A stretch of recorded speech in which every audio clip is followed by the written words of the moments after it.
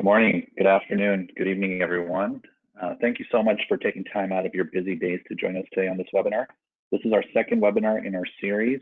Today we're going to be talking about detecting authentication threats.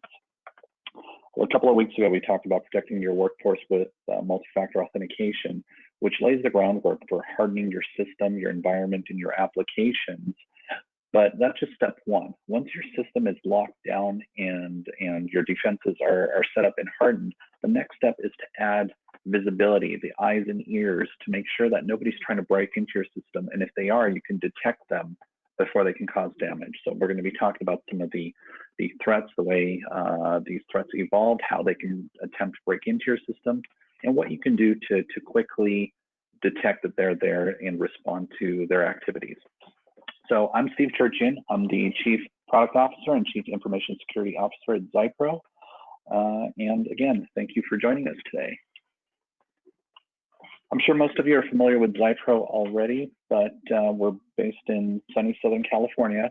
We've got expertise in nonstop cybersecurity, compliance, and database management.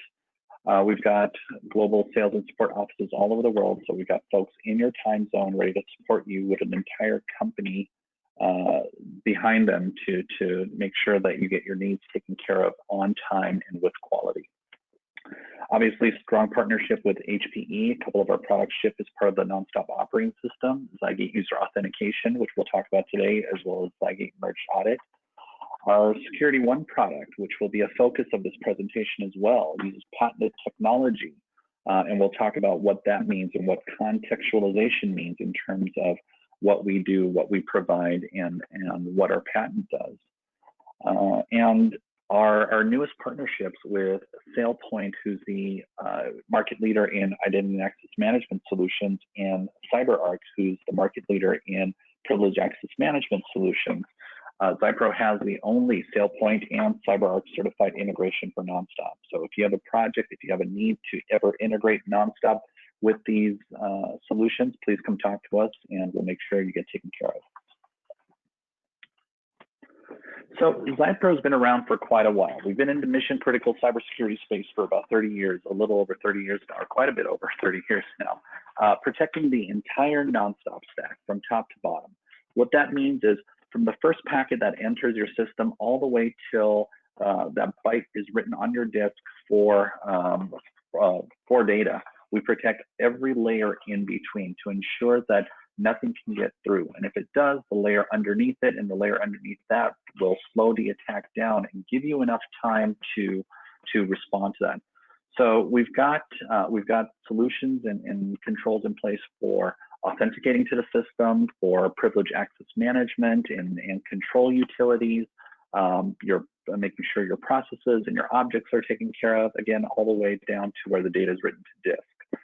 Today, we're going to be focusing on your network and system layer, your authentication piece, and then we're going to talk about real-time monitoring and how these threats can come into your system, potentially put your system at risk, and how you can detect them very, very quickly. So let's just jump right into it. There's a multitude of authentication methods being used now, and this is just the top of the list, talking about password authentication. This is your traditional username and password combination you use to prove who you are to the system. Once you're authenticated, you're allowed onto the system and can continue on with your work. There's token-based authentication. There's certificates now we use for machine-to-machine authentication or to simplify the authentication process. We authenticate through APIs, or APIs need to authenticate through each other. Single sign-on is a big buzzword now that's adding a lot of functionality and a lot of flexibility into a lot of environments. Multi-factor authentication, which we talked about last time. Biometrics, using a retinal scan or a fingerprint scan or Face ID is another very, very common authentication method, and more. Again, we're just at the tip of the iceberg with this one. And then you've got all these different protocols that are in play too. Your SSH, SFTP, HTTPS, all your encrypted protocols, Kerberos, your clear text protocols, which we'll talk about the risk associated with those. So Telnet, FTP, POP, SMTP, IMAP, all of these unencrypted protocols that put your credentials on the wire in clear text on the NonStop, we've got Expand too. So these are just the different types of entry points into the systems and the protocols or the rules that they use to authenticate to the system. So how do attackers use these to exploit? What are the types of attacks that they can focus on that's proving worthwhile for them? Brute force has been around since the invention of authentication mechanisms. So this is your traditional trying to try every password combination, every key combination, every credential combination to try and just brute force your way into the system. This doesn't have a lot of success because a lot of systems, a lot of applications now have controls that say, for example, 3 failed authentication attempts, lock that account, lock that IP address. What evolves from there is a dictionary attack, and this is actually proving to be very, very useful, very beneficial to attackers. In most cases, users are going to be using passwords that are found in a dictionary. That's why it's called a dictionary attack. So words that we use in common language. These can be, kids' names. These can be your spouse's name. This can be where you went on vacation. Just think about the passwords you've used in the past. Most of them are going to be found in a dictionary because those passwords are easy to remember. What an attacker traditionally will do in a dictionary attack, they won't try and brute force a dictionary attack on a live system.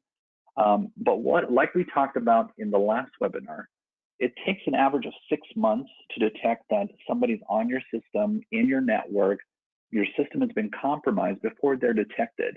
So part of the effort during that 6 months is targeting user databases, credential databases, and trying to copy them to an external location, or then they can try and run through a dictionary and see if they can crack those password combinations. So that can be very, very useful, very beneficial to them because they've got all the time in the world. They're not controlled by the processes we've got in place to stop them, and they can easily pull out those username and password combinations. Password sniffing is another type of attack. This is your typical network sniffing, where you would attach a network monitor like Wireshark or Snort or what have you, and look for credentials coming on the wire. This is very, very dangerous when you're using clear text protocols like Telnet, which I've seen a lot even now. There's environments that are still relying on Telnet because they're using legacy systems, legacy applications, or they've got a process in place that they're afraid to touch because they don't know what it would break. So they just leave good enough alone. But if you're using Telnet, if you're using FTP, if you're using POP or IMAP, those protocols are communicating your credentials in the clear, meaning no encryption. Anybody listening on the network can pull your username and password. And we'll show a couple of examples of how that'll work.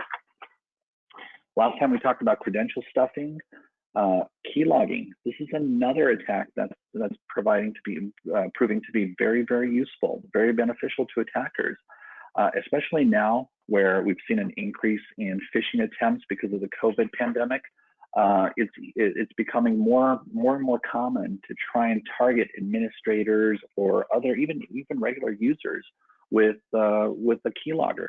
All it takes is one user to click on one attachment or click on a link and download something on their computer, and unbeknownst to them, they're going to have a keylogger potentially installed on their computer.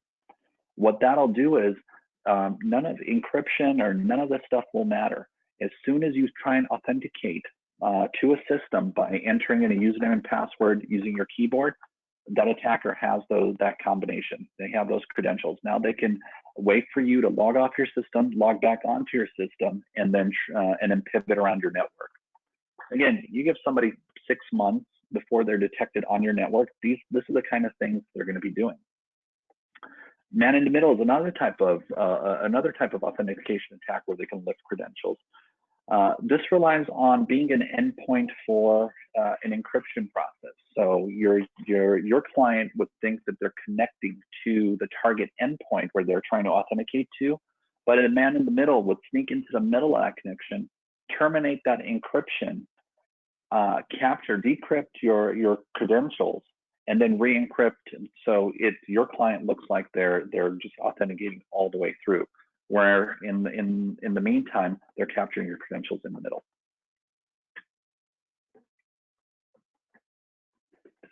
So last time we talked a little bit about password complexity. This is a chart from a couple of years ago now, talking about how long it would take to crack some of these passwords, essentially. So you can see from this list, 7-character password, just using alpha characters, can be cracked in 9 minutes. And this was 2 years ago. Think about Moore's law that states that every 18 months, the computing power is going to increase by double.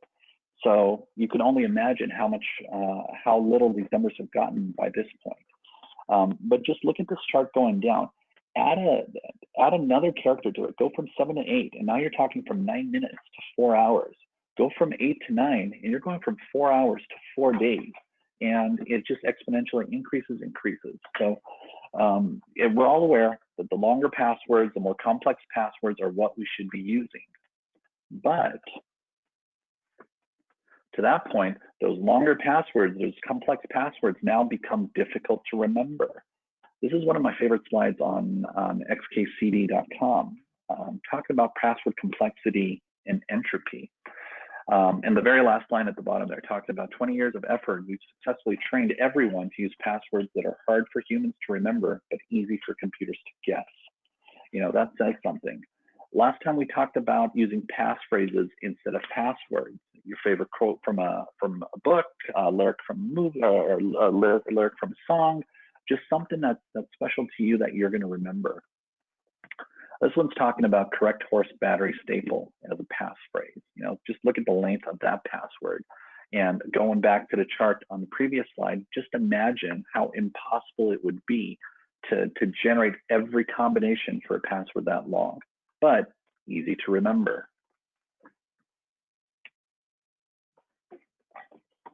Then going back to those clear text protocols, password sniffing is a way to lift credentials. These are screenshots from a couple of applications I'm very, very familiar with, SniffPass and SmartSniff. SniffPass will just, it's your typical network sniffing application. It'll just sit there and listen to and look for credentials being passed on the wire. Here we can see that it captured POP3 credentials. We can see HTTP credentials. We can see IMAP credentials. SmartSniff is a little more sophisticated. This is inspecting packets, but again, it's giving you more information, and within that packet, you're going to be able to find user credentials if they're being passed over Telnet. Very, very easy to do. Again, you give somebody 6 months on your network, this is the type of activity that they're going to be doing. And then they're going to take that username and password and try and log into those target systems as if they were the user, they were a legitimate user.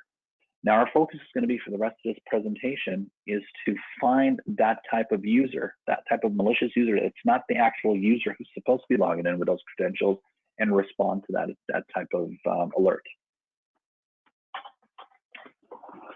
So step 1 in your NonStop environment is to turn on XYGATE user authentication.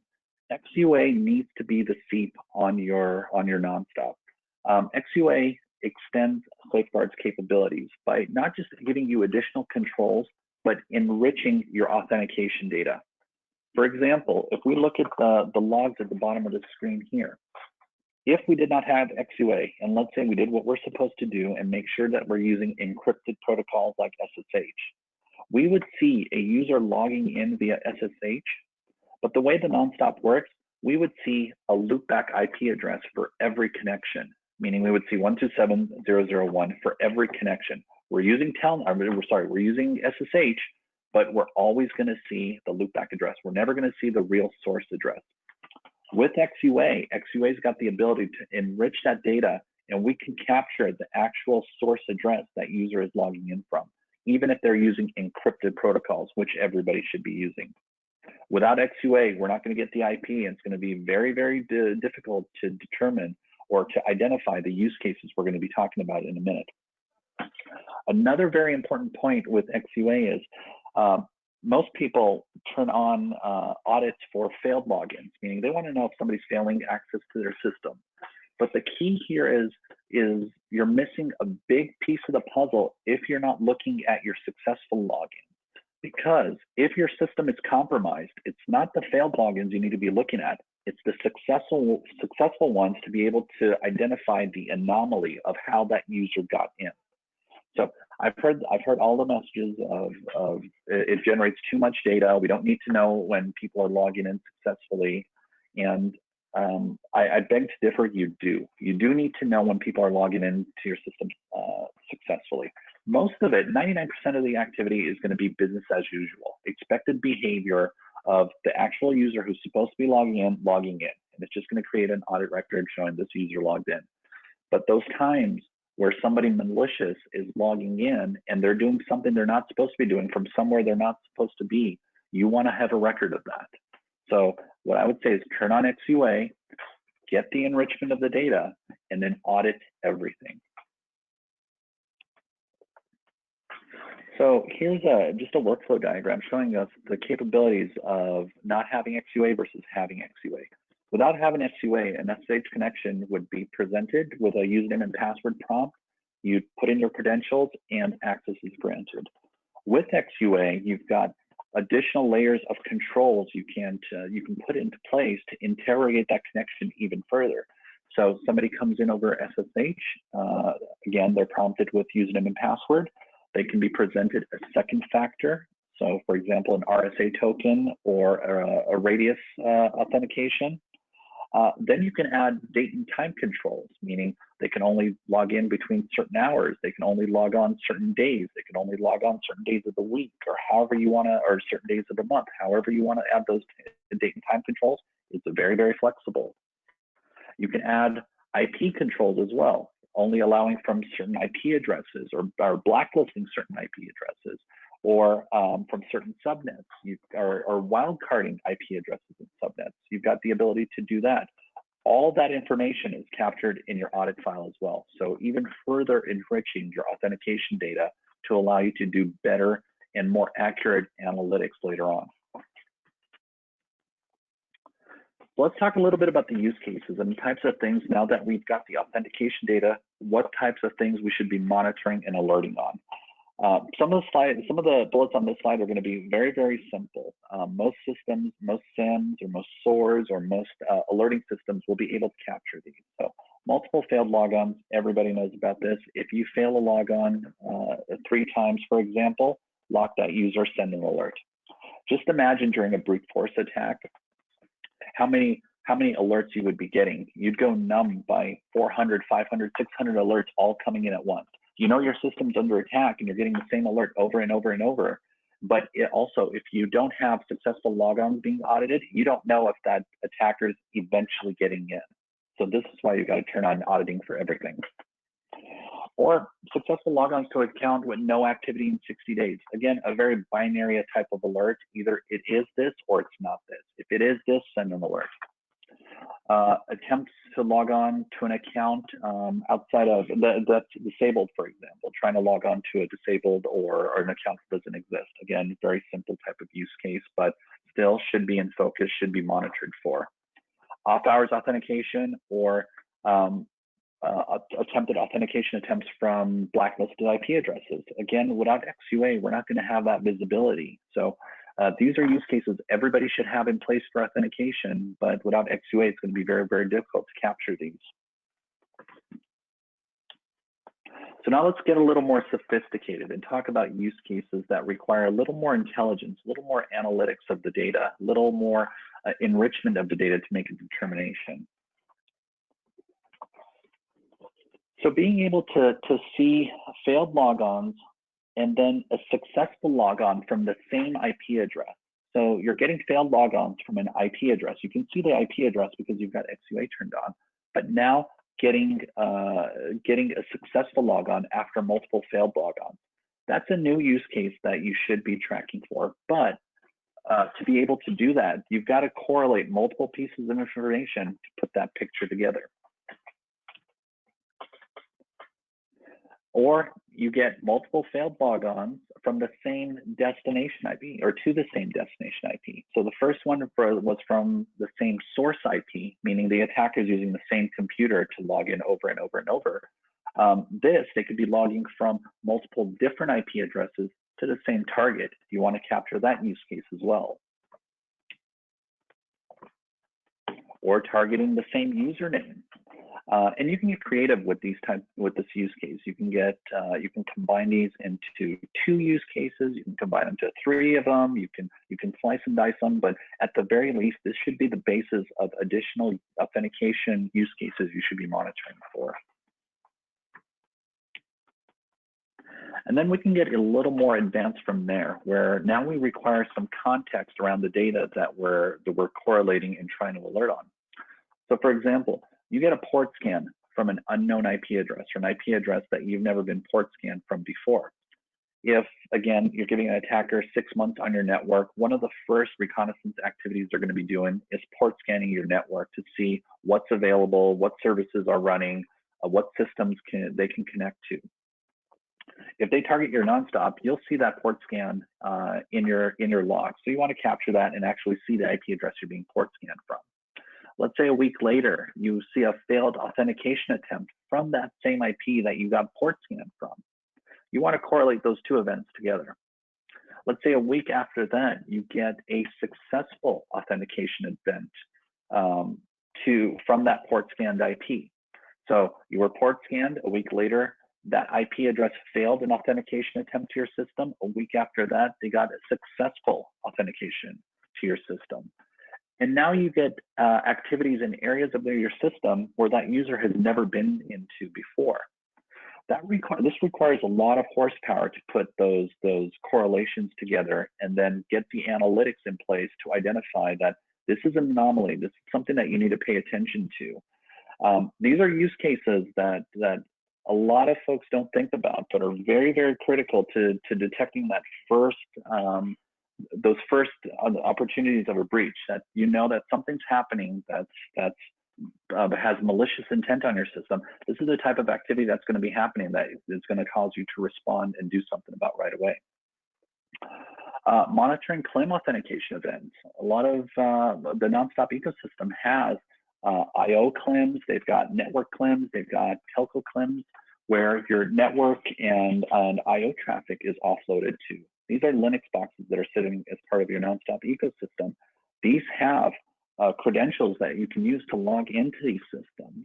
So being able to monitor the logins either from your Guardian system into your CLEMS or even over your maintenance lab, being able to see the authentication events there.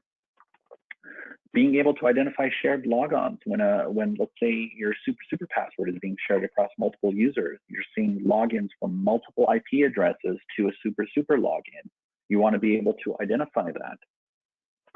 Your console, most environments don't think about their consoles, but that's a Windows server. So the Windows vulnerabilities that exist in the rest of in the enterprise, it could be exploited here as well. So being able to monitor your nonstop console login, pass the hash now becomes a type of thing that you need to pay attention to, or golden ticket type authentication threats now need to be considered. So being able to monitor these use cases for your nonstop become critical when you start talking about authentication threats. So how do we do that? So these use cases that we're talking about require not just the enrichment of the data, but being able to generate the data and having a complete picture in place of the raw data, but then being able to put these events together to identify what the pattern looks like.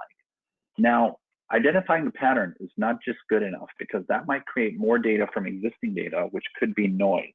Remember when we talked about 400 events being generated during a brute force attack, and you don't know what you should be paying attention to. So Security One is our new product that actually will consume all of the raw data from your nonstop. So the key is to make sure that you're generating the necessary data for analytics. So the data gets generated from using XUA and some of our other products, gets fed into Security One. Now Security One can help you identify those use cases that we just talked about. And this is a screenshot within the application of where you would see these threats being highlighted. So you'll go into your intelligence and analytics module in Security One, and you'll be able to see not just the attack happening or the malicious incident there, but you'll be able to see who's doing it, what IP address they're coming from, All of the information that we're able to capture, we're going to present to you so you can take corrective action, you can do your forensics, you can deploy your countermeasures, and you can put a stop to this before it gets really, really catastrophic. And we can slice and dice that data any way you like. We've got trending charts, and we've got graphs, and we've got lists, and all of the data necessary to make informed decisions of how to respond to this type of activity. Context is a key here. So we don't want to just numb you with data or overwhelm you with the amount of data that we're consuming. We're doing all the heavy lifting. We're sorting through all the noise and highlighting the things that are most important to you that you need to pay attention to, and giving you an actionable process to do something with. So this is where our patent exists, is with the contextualization portion. Anybody can correlate. They can take two pieces of information, put them together, and present you with a new form of data. Again, that's just creating data from more data. We want to turn that data into information that you can actually pick up and do something with. So this will reduce false positives. This will give you meaningful information to allow you to react before something really critical happens on your system. Security One is delivered as a platform. It's a modular platform. It's a browser-enabled platform, which allows you to license one or as many modules as you need for your environment. One of our most popular modules is our file integrity module. This will monitor your system for changes. It'll baseline your system and tell you if, for example, files get added to your system, which could potentially be a virus or ransomware or some other malicious code being introduced into your environment. We've got compliance module that'll track your PCI compliance or your internal enterprise compliance requirements. A lot of the use cases we're talking about right now require our analytics module, our threat detection module. So this is what puts together multiple pieces of information, identifies a pattern, and can highlight that to you right away.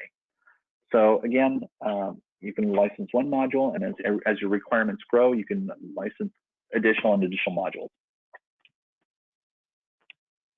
Just a quick highlight of what the infrastructure would look like with Security One in the picture. So we sit between your NonStop and your enterprise SIM or your SOAR or your analytics tool. So we would consume the raw data from the NonStop.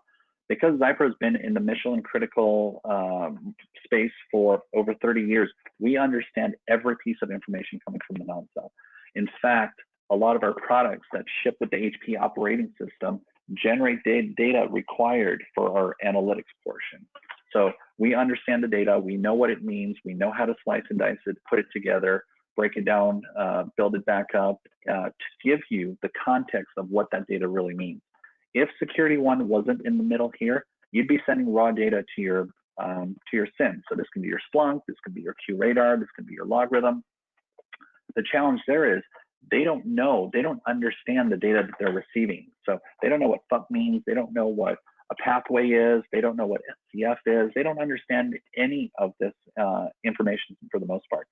So unless you've got a NonStop expert on the other end, coding for every use case, developing every use case possible within Splunk, within ELK, within these other tools, a lot of this stuff we talked about is going to fly right past them because they don't know how to interrogate this data. They don't know how to piece this data together. This is where Security One came into the picture. We sit in the middle, we'll consume that raw data, turn it into information, and then pass it on to Splunk or QRadar or whatever SOAR you have, for them to include that with context or natural language with the rest of their enterprise. So they know what's happening in the NonStop, and they can compare that to what's happening in their Windows environments or their SAP environments or Oracle environments or what have you. One of the main features of Security One is its anomaly detection capability. So being able to ingest data from multiple sources, your NonStop, your applications, the XYGATE products, and everywhere else we can take data in from, we will. The use cases we talked about, these come out of the box. So you turn on Security One, you're getting these rules, you're getting these incident patterns right away. And then we're allowing you to customize those to tailor them to your environment.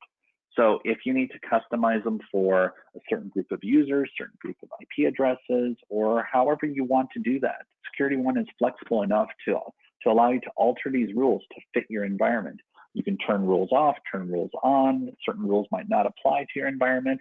But what XYPRO did is think of every use case we can that's important to the entire NonStop community and delivered it within Security One. And then we're introducing machine learning algorithms too. So being able to profile your system over time to understand what's normal. So this will allow us to get more and more intelligent, more and more accurate with our detection process and tell you what's really business as usual on your environment, or what's really an anomaly you need to pay attention to. This will also allow us to create rules from things that don't exist. So as we see data coming into the system, we can generate rules on the fly that might not otherwise have existed on your system.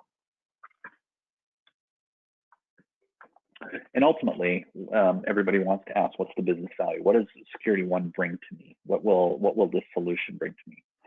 Well, it's going to reduce the cost of security incidents. The quicker you can identify a breach, just like a mechanic, the quicker you can take your car to a mechanic when you think there's a problem and they can fix it, the more cost savings you're going to see on the other end. Same thing with a data breach. The longer, we all know, the longer and longer a breach goes, the more and more expensive it's going to be.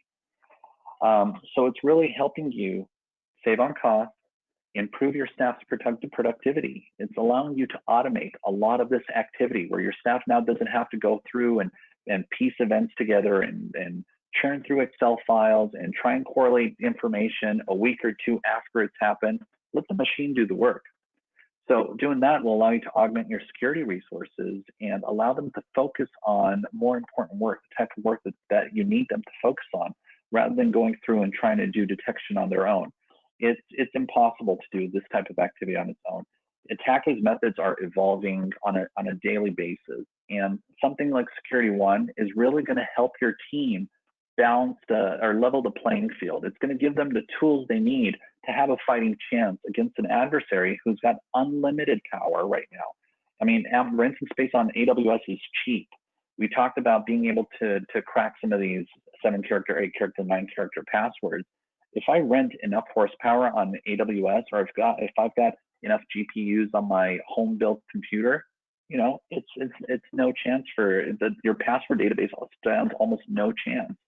Once I have all your passwords, I can easily log into whatever system I want. You want your team to be able to detect when now you've got logins or threats to your authentication system that are coming that you need to pay attention to. Security One will help your team do that. So that's the end of our presentation. I appreciate, again, everybody's time. I know everybody's busy, so thank you for spending 30 minutes with us to listen to some of these use cases and how we can help detect some of these use cases. If there's any comments, any feedback, if you want to find out more, if you want to discuss any of these other topics, my contact information is there. XYPRO's contact information is there. Please reach out to your account executive, reach out to me, reach out to XYPRO. We'd be more than happy to discuss this. Again, thank you, everybody, and have a good rest of your day.